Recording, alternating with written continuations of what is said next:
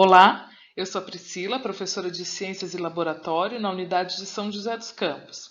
Esse vídeo é a segunda parte do reforço do módulo 3, continuação então aí do sistema digestório, né? Nós já vimos a função do sistema digestório e a organização, né, do sistema digestório, os órgãos que participam do sistema digestório. Agora vamos detalhar cada um deles, cada um desses órgãos, começando então aí pela boca. Então vamos falar sobre a boca ou cavidade bucal, né? Então a boca ela é formada aí pelos lábios, né? Os lábios e a bochecha também, que não está aí, mas é formada pelos lábios e bochechas que mantém aí o alimento dentro da boca durante a mastigação. Formada pelo palato duro e palato mole, né, que fazem a separação da cavidade nasal e cavidade bucal, então fazendo com que eles não tenham comunicação, né, a cavidade nasal e a cavidade bucal. A úvula ou campainha, né, que é essa estrutura que impede que o alimento, quando deglutido, vá para a cavidade nasal, né, ela se levanta e impede que o alimento vá para a cavidade nasal. A língua, que é esse músculo super forte, importante aqui que a gente tem na boca, né, que é uma estrutura anexa ao tubo digestório, que vai movimentar o alimento dentro da boca, facilitando a mistura com a saliva, facilitando aí a moldagem, né, do alimento. Quando ele empurra o alimento contra aí o palato duro e o palato mole, ele molda o alimento para que seja introduzido mais facilmente aí no tubo digestório através da deglutição. Temos também os dentes, né, que são essas estruturas anexas aqui ao tubo digestório, que desempenham o processo da mastigação, né, a digestão mecânica. São os dentes que degradam os alimentos fisicamente, né, eles degradam em partículas menores. Vamos observar aí mais detalhadamente a estrutura dos dentes? A estrutura do dente ela pode ser dividida em três partes, né? Então, a primeira parte é essa parte aqui branca, né, que fica visível na nossa boca, que é a coroa. A segunda parte é o colo, que fica aqui entre a coroa e a raiz. É o limite, né, ali entre a gengiva e a coroa, né? E a raiz, que é a parte que fica dentro da gengiva, né, presa ao osso da mandíbula. Então, essas são as três partes aí do dente. As camadas do dente, né, nós temos também três camadas, né? Essa camada aqui, que é onde a gente encontra os vasos sanguíneos e as terminações nervosas, que a gente chama de polpa. A segunda camada, que é uma camada porosa, né, que a gente chama de dentina. E a terceira e última camada aqui é que fica exposta, né, na boca, que é a parte visível do dente, que é o esmalte do dente. Certo? Então, são essas aí as camadas do dente também. Nós sabemos que ao longo da nossa vida nós temos duas dentições, né? Então, a gente tem a primeira dentição ou dentição provisória, que ela é composta de dentes menores, né? E uma menor quantidade de dentes, no caso 20 dentes. Ela começa por volta dos 6 meses de idade, né? E ela vai até aí os 6 anos de idade, né? Quando começam a primeira dentição começa a ser trocada pela segunda dentição. É claro que nos últimos anos aí essa troca está sendo cada vez mais precoce, né? Mas via de regra começa então aos 6 anos, né? Quando cai o primeiro dentinho e nasce o primeiro dentinho aí da segunda dentição ou dentição permanente, que são os dentes maiores, né? E uma quantidade maior de dentes também, 32 dentes. Por que são dentes maiores? Porque ele vai ocupar uma cavidade bucal maior. A criança ela vai crescer e a cavidade bucal ela vai se expandir, né? Então, são dentes maiores e uma quantidade maior de dentes. A segunda dentição ela começa então por volta dos 6 anos, né? Quando cai o primeiro dentinho aí da dentição provisória e é substituído pela dentição permanente, né? Até aí seus 18, 21 anos, quando nascem os últimos molares, que a gente chama de dentes do siso, ok? Dentro da boca também a gente encontra aí, além dos dentes, né, que são órgãos anexos, nós também encontramos as glândulas anexas, que são as glândulas salivares, né? Elas são muito importantes, por quê? Porque é com elas que começa já na boca a digestão química dos alimentos. Mais especificamente a digestão do amido, né, que é é o principal carboidrato da nossa alimentação. Então, essas glândulas salivares, elas produzem a saliva. A saliva, a composição dela é basicamente água e amilase salivar, que é essa enzima que vai degradar o amido, né? Esse carboidrato aí, transformar o amido em maltose. Ok? Então, nós temos 3 pares de glândulas salivares aí dentro da boca: as parótidas, as sublinguares e as submandibulares. Elas que são responsáveis por fabricar aí a saliva na nossa boca. Então, resumindo aí o processo de digestão que ocorre na boca, né, nós temos a digestão mecânica, que é feita pelos dentes e pela língua, né, a trituração do alimento e a movimentação do alimento dentro da boca e a deglutição, né, que é dada pela língua. E temos a digestão química, que é feita aí pela amilase salivar presente na saliva, né? Então, a digestão na boca ela recebe um nome especial, um nome específico, que é a insalivação, que é quando o alimento introduzido na boca sofre ação aí da saliva, né, a amilase salivar presente na saliva, e se transforma então em bolo alimentar. O bolo alimentar vai seguir seu curso, né? Ele vai ser deglutido e vai passar então por um tubo muscular chamado faringe. A faringe, como eu falei, né, é um tubo muscular, um músculo estriado, né, então a gente consegue controlar o movimento, né, o movimento aí da faringe, e ele faz esse transporte do bolo alimentar da boca até o esôfago, ok? Uma coisa importante que tem, né, aí na faringe é a presença da epiglote, né, essa cartilagem aqui que tampa a entrada aqui da laringe, que faz parte do sistema respiratório. Então, o alimento, quando ele só tem um sentido a seguir, ele vai da boca diretamente aqui para o esôfago. Por quê? Porque quando o alimento passa aqui pela faringe, a epiglote ela se abaixa, fechando aqui a entrada da laringe, que é o sistema respiratório. Ok? Da faringe, o alimento se encaminha para o esôfago, que é um tubo de músculo liso que encaminha então o bolo alimentar da faringe para o estômago. Uma coisa importante que acontece aqui, que vai acontecer ao longo do tubo digestório todo, é o movimento peristáltico, né? O peristaltismo. É o movimento da musculatura lisa que empurra o alimento através do tubo digestório. Então, ao longo aqui né, do tubo do esôfago, né, o músculo ele vai se contraindo e empurrando o alimento no sentido aí do estômago, ok? Então o alimento chega, o bolo alimentar, né, chega até o estômago, que é uma dilatação aí do tubo digestório em forma de bolsa, né?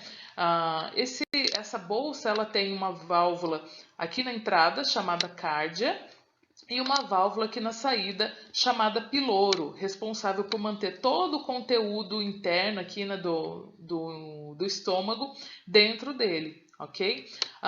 Internamente ele é revestido aí por uma camada mucosa que protege, né, a parede do estômago, que protege o tecido estomacal, né? Por que ele tem que ter essa proteção desse muco?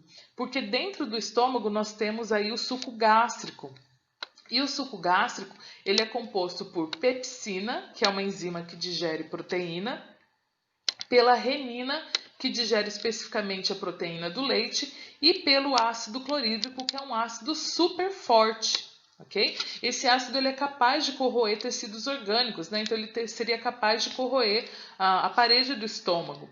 Por que então esse ácido ele está aí dentro do estômago? Porque a pepsina, essa enzima que digere proteína, ela só funciona em pH ácido, né? Então o ácido clorídrico ele ativa a pepsina e aí ocorre então a digestão da proteína dentro do estômago, ok? Por isso que a gente tem essa proteção mucosa aí no estômago para proteger a parede do estômago da ação aí do ácido clorídrico, então, ok? A digestão no estômago também recebe um nome específico que se chama quimificação. Por que quimificação? Porque o bolo alimentar ele vai chegar lá no estômago, ele vai sofrer a ação do suco gástrico, vai digerir, né, começar a digerir as proteínas e vai formar então um líquido fino, né, um fluido fino aí que a gente chama de quimo. E esse quimo então vai ser encaminhado para o próximo órgão do sistema digestório, que é o intestino delgado. Então, quando o quimo chega no intestino delgado, mais especificamente nessa primeira porção aqui do intestino delgado que a gente chama de duodeno, algumas substâncias, alguns nutrientes ainda não foram digeridos, né? Nem na boca, nem no estômago.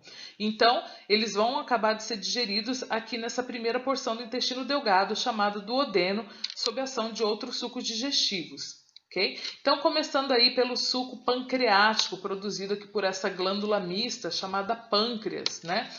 Por que o pâncreas é uma glândula mista? Porque ele tem função endócrina e função exócrina. A função endócrina do pâncreas é a produção de insulina e glucagon, que são dois hormônios que regulam aí a concentração de glicose no seu sangue. Okay? Então, um deles aumenta e o outro diminui a concentração de glicose no sangue. Mas isso não é importante para a gente neste momento. O importante para a gente nesse momento é a função exócrina do pâncreas, que é quando o pâncreas produz, então, o suco pancreático.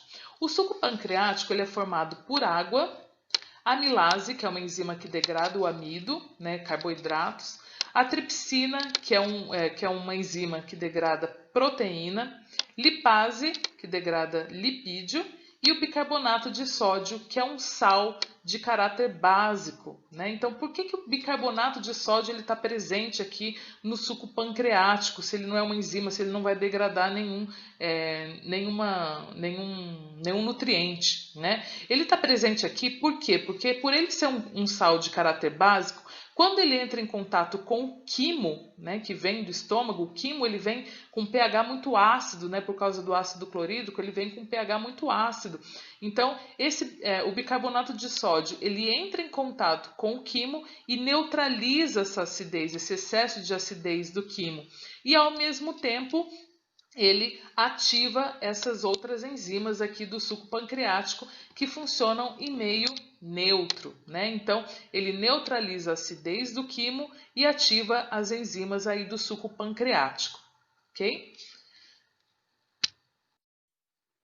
Então, a próxima glândula, né, que é o tubo digestório que nós vamos estudar, na verdade é um órgão com função glandular, né, que é o fígado. O fígado, ele tem funções importantíssimas no nosso organismo. Você pode até ver alguma dessas funções aqui no nosso slide, né? Mas a função que importa para a gente neste momento, né, que é a função digestiva aí do fígado, é a produção da bile, ok? Esse suco digestório aqui que não tem enzimas, ele não contém enzimas, mas ele facilita a ação das lipases, né, que são as enzimas que degradam o lipídio, emulsificando a gordura, né, o lipídio que chega lá até o intestino delgado. Ok? Então a bile ela vai ser produzida pelo fígado e armazenada aqui nessa bolsinha que a gente chama de vesícula biliar. E da vesícula biliar ela desemboca então lá na primeira porção do intestino delgado, chamada duodeno. O intestino delgado ele é um órgão bem longo, né? Ele tem aproximadamente aí uns 6 metros de comprimento. Vai depender do tamanho do organismo, mas em média são 6 metros de comprimento. Ele é dividido em 3 partes. O duodeno, que a gente já falou sobre ele, né, que é onde a digestão se completa. O jejuno e o ilho, onde ocorre a absorção dos nutrientes. Então, só para completar aí a digestão, né, nós não falamos sobre o suco entérico, que é produzido aqui pelo próprio intestino delgado, né, aqui pelo próprio duodeno, e vai atuar aqui no próprio duodeno, terminando então a digestão aí dos alimentos, né? Então, a digestão no intestino delgado se chama quilificação. Por que quilificação? Porque o quimo ele vai chegar lá no intestino delgado, vai sofrer a ação das enzimas do suco pancreático, a emulsificação da gordura pela bile e a digestão dos alimentos aí pelas enzimas do suco entérico e vai se transformar no quilo, né, que é um líquido aí super nutritivo, né, então todos os nutrientes estão presentes aí, e esse quilo ele vai percorrer então as próximas partes aqui do intestino delgado, que são o jejuno e o ilho, né, onde vai ocorrer a absorção desses nutrientes para que eles possam chegar a todas as células aí do nosso organismo. O interior do intestino delgado, ele é cheio dessas dobras aqui, dessas vilosidades e microvilosidades, né, que aumentam a superfície de contato com o quilo, potencializando aí a absorção dos nutrientes. Tudo que não foi absorvido aí no intestino delgado, né, dos nutrientes, dos sais minerais e das vitaminas, esse resto que não foi aproveitado pelo sistema digestório, ele vai desembocar então no próximo e último órgão, que é o intestino grosso. Esses restos que não foram aproveitados da digestão, que não foram absorvidos pelo intestino delgado, eles vão desembocar aqui no intestino grosso e vão percorrer aqui o seco, cólon ascendente, cólon transverso e cólon descendente. Enquanto eles percorrem, né, esse trajeto todo, o excesso de água e sais minerais que não foram absorvidos no intestino delgado vão ser absorvidos aí no intestino grosso e os restos, né, de nutrientes que não foram absorvidos, eles vão sofrer a ação da flora intestinal, né, as bactérias que pertencem à flora intestinal, formando-se então as fezes, né, o bolo fecal, que vai ser eliminado aqui através do ânus para o meio externo. Ok? Com isso a gente encerra então o sistema digestório. Espero que vocês tenham aproveitado esse breve reforço aí do módulo 3 e até a próxima!